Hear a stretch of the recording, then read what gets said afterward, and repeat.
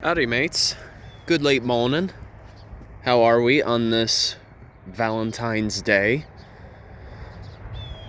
Filled with wholesomeness. We're over at the Herbert Hoover National Historic Site, and let's just say I will eventually provide more info on this park in due time. But today I want to focus on the subject of tree pruning. For those of you not familiar with that practice, it entails the use of trimming branches from a tree. These branches can be either dead, dying, or deceased. In other words, it needs to be removed. And essentially, tree pruning, the main basis for it is to improve both the structure of the tree as well as the growth. So here we have an example of a young sugar maple. As you can see, we have a recent cut. And it's always made at a 45-degree angle, and it's not directly on the trunk of the tree.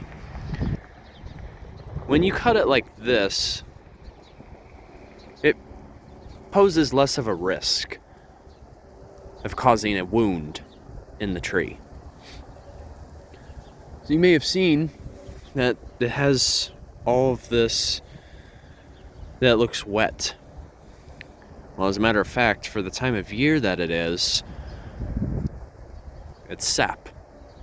But rest assured, it does not cause harm to the tree whatsoever.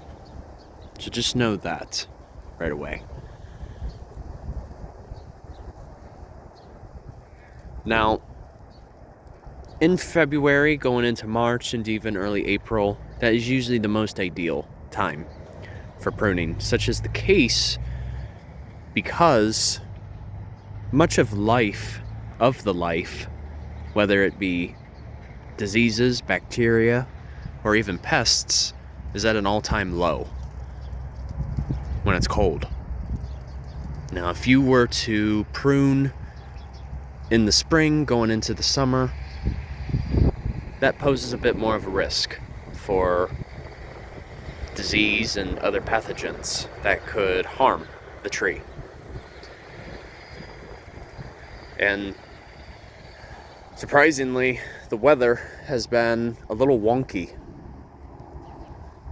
Like right now, it is probably in the lower 50s, I would imagine. I haven't really looked, but either way, it's very unusual this time of year. Give me just a second. All right. Here we have what is known as a shingle oak.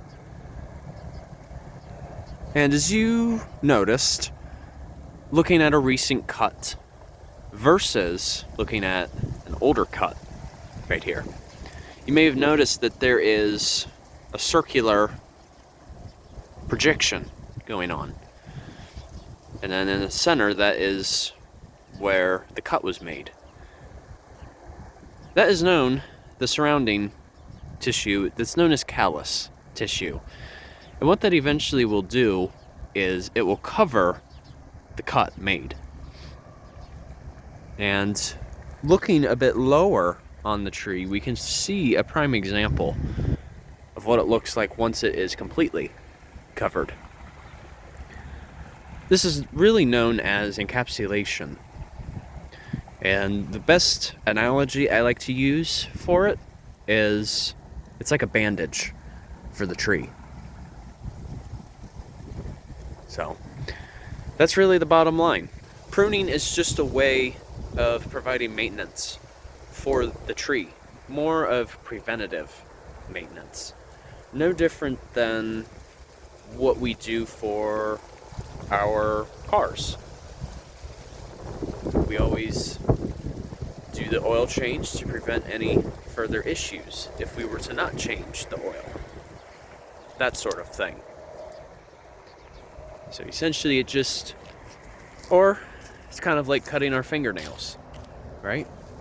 It's just a way of trimming, making ourselves look a bit more presentable.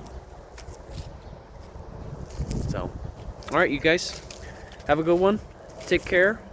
And of course, journey on a journey is onwards. Have a good one.